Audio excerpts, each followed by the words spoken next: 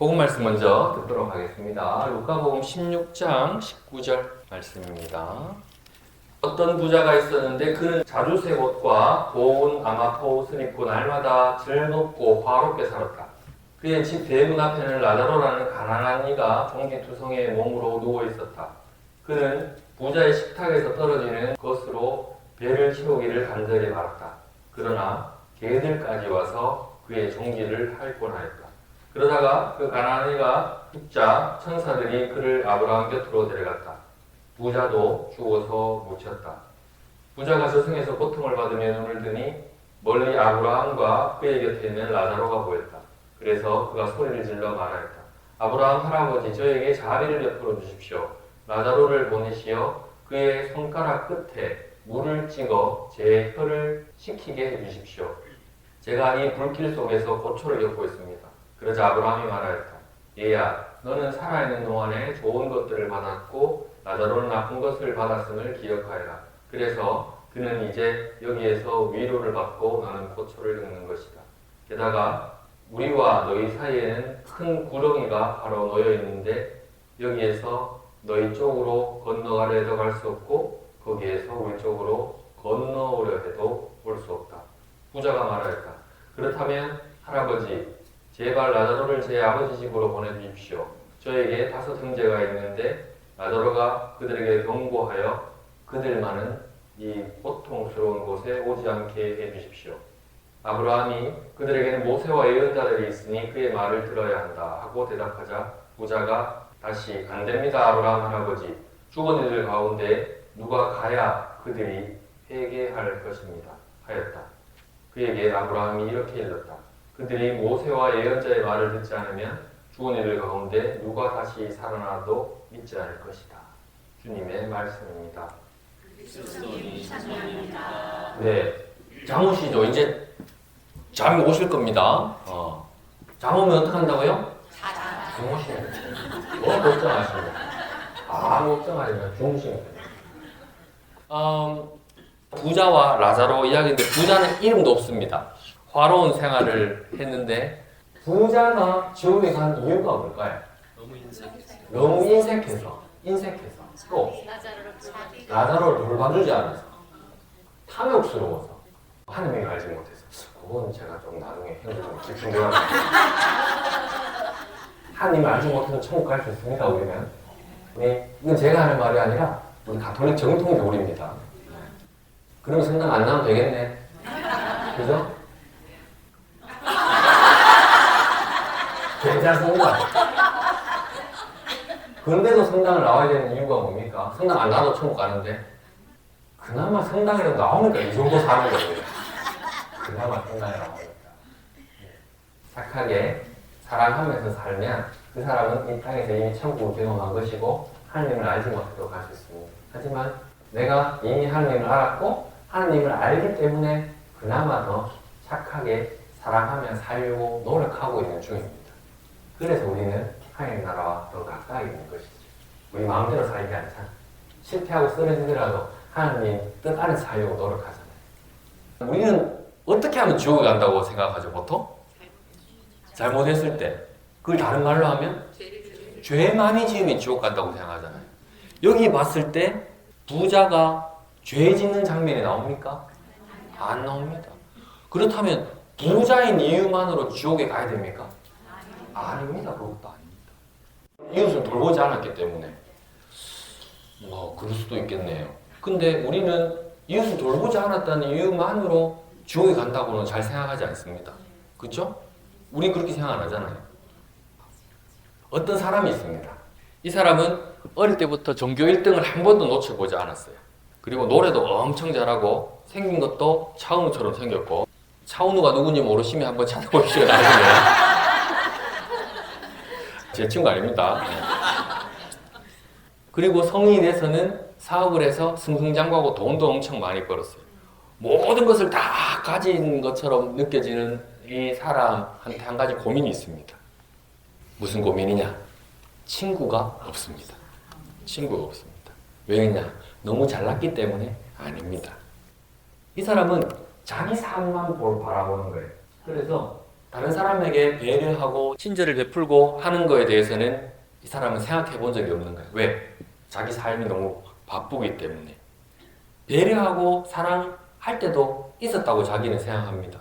근데 그것이 진심이 아니라 내가 이걸 했을 때 다른 사람에게 좋은 사람으로 평가받기 위해서, 그런 사람으로 보여지기 위해서 했던 거죠. 그건 뭐 거짓 사랑이죠. 수단으로 배려와 사랑을 선택한 거죠. 그래서 친구가 없어서 고통스럽습니다. 혼자 생각합니다. 내가 뭘 잘못했지?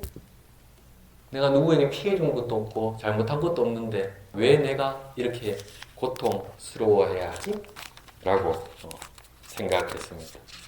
이 사람의 모든 삶에는 외로움이라는 끔찍한 고통이 있습니다. 대문 앞에 있는 라자로를 돌보지 않은 것, 우리는 그것을 이 부자가 지옥에 간 이유로 유추를 합니다. 그죠? 그렇게 우리가 추론을 한번 해봅니다. 가진 것이 많고 능력이 많은 것 그 자체는 죄가 될 수 없습니다. 하지만 내가 가진 것을 나누지 않는다면 그것은 어쩌면 죄가 될 수도 있겠다.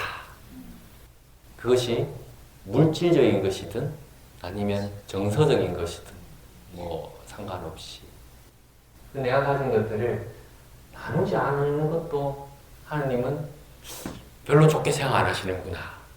방금 읽었던 복음을 보면서 한번 생각해 보았습니다. 제가 하고 싶은 얘기는 이겁니다.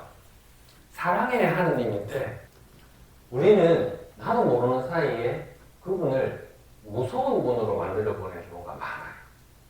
내가 이렇게 하면 하나님 벌하지 않으실까? 내가 저렇게 하면 하나님 벌하지 않으실까? 라는 생각이 자주 듭니다. 그리고 조금 더 나아가서 내가 지금 안 좋은 일을 겪으면 혹시나 내가 과거에 이런 잘못을 했기 때문에 저걸 했기 때문에 이런 일이 나에게 생기지 않는가? 내가 벌 받은 것이 아닌가? 이런 생각이 들기도 합니다. 맞죠?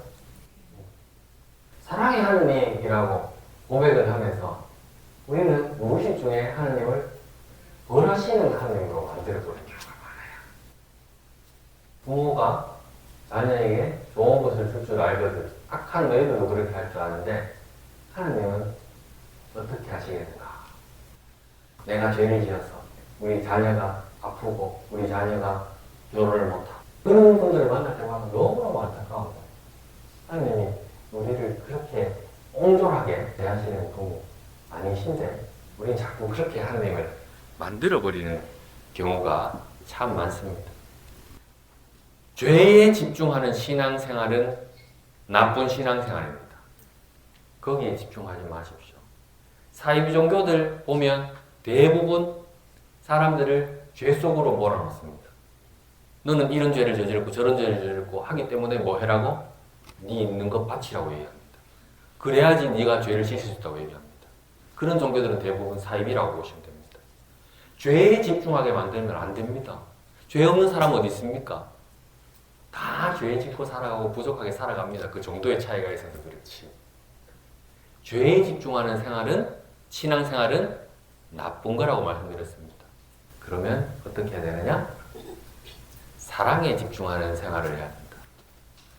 부자와 라자로 이야기를 통해서 주어지는 건 뭐냐면 부자는 내 대문 앞에 앉아있는 그 불쌍한 개가 종기까지만 핥아먹는 그 불쌍한 라자로를 돌보지 않은 것. 그것은 문제 삼습니다. 다시 말해서 죄를 문제 삼는 것이 아니라 사랑하지 않은 것을 문제 삼는 것이죠. 죄를 짓지 않는 것보다 더 중요한 건 사랑하는 겁니다. 내 죄가 아무리 크다 하더라도 내 마음속에 사랑이 있고 사랑을 실천한다면 그 죄는 아무것도 아닌 게 되어버립니다. 이제 오전에 저에게 던졌던 그 질문에 대한 힌트. 어둠과 빛은 공존할 수 없습니다. 어두우면서 밝을 수 있습니까? 밝으면서 어두울 수 있습니까? 안 됩니다. 지금부터는 조금 깊은 영성에 대한 얘기입니다. 한번 잘 들어보시 어려울 수도 있습니다. 빛과 어두움은 공존할 수 없다.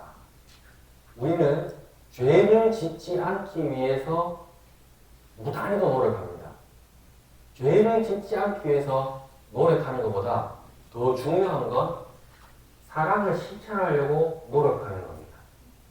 왜냐하면 빛과 어둠이 함께 있을 수 없는 것처럼 내가 사랑하면 내 삶 속에 죄는 당연히 멀리할 수밖에 없다. 엄청 중요한 얘기입니다. 오전으로 한번 돌아가 볼까요? 미워하지 않는 것만으로도 사랑하는 것이라고 말씀드렸죠. 내 마음 속에 있는 미움, 분노, 그것만 몰아내는 것만으로도 내 마음 속에 사랑을 채울 수 있는 그 공간을 마련하는 겁니다. 그것만 몰아내는 것만으로도 사랑이신 하느님을 내 마음 속에 모실 준비를 하는 겁니다. 내 마음 속에 미움이 가득하면, 어두움이 가득하면 빛이, 하느님이 들어오실 공간이 없는 겁니다. 저라고 왜 누군가가 믿지 않고 일을 하잖아 힘들어하지 않겠습니까? 자세히 저도 그런데 여러분은 더 아시겠죠. 사랑하려고 노력해도 내 마음속에 미움이 가득하니까 사랑해야지 다짐만 하고 또다시 미워하는 내 자신을 수도 없이 발견했어요. 아, 이게 내 마음대로 안 되는구나 라는 체험을 하게 된 것이죠. 그래서 내 마음속에 그 미움을 몰아내려고 노력을 했습니다만은 그것도 잘 안 될 때가 많았어요. 그래서 다시 사랑하려고 다시 또 노력을 해봅니다. 꼭 그 사람이 아니더라. 내 삶 속을 사랑으로 채우려고 노력해보았습니다. 그러니 삶의 변화가 일어나는 걸 체험합니다. 뭔가 평화로워지고 내 마음속에 온유가 가득 차게 됩니다. 그러고 난 뒤에 다시 그 사람을 바라보게 됩니다. 그러면 거짓말같이 그 미움이 사라지는 경우가 많아요. 저하고 똑같은 경험을 하신 분도 계실 줄 압니다. 내가 아무리 미움을 몰아내려고 또 죄를 몰아낼 그 노력도 중요하지만 더 중요한 건 내 삶을 사랑으로 채우려는 노력입니다. 꼭 그 사람이 아니라도 됩니다. 세상을 사랑하고 내가 만나는 사람을 사랑하려고 노력하다 보면 그 사람까지도 사랑하게 됩니다. 왜? 내 마음속에 이미 빛이 들어왔기 때문에. 미워하지 않으려고 그 마음을 먹는 순간, 그리고 내가 사랑해야지 하고 사랑을 실천하는 순간 내 마음속에 변화가 일어납니다. 뭐냐 하면 연민이라는 게 내 마음속에 생깁니다. 그토록 있던 저 사람이 참 안 됐다는 생각이 들 때가 있습니다. 저 사람도 나만큼이나 힘들었겠지. 저 사람도 세상 살아간다고 얼마나 힘들겠는가. 저 사람도 나만큼이나 잠 못 이루는 밤을 보냈겠지. 이런 마음들이 내 마음속에 생기기 시작한다는 거예요. 빛과 어두움은 함께 있을 수 없다. 묵상하겠습니다. 하나님을 무서운 분으로 만들고 있지 않는가.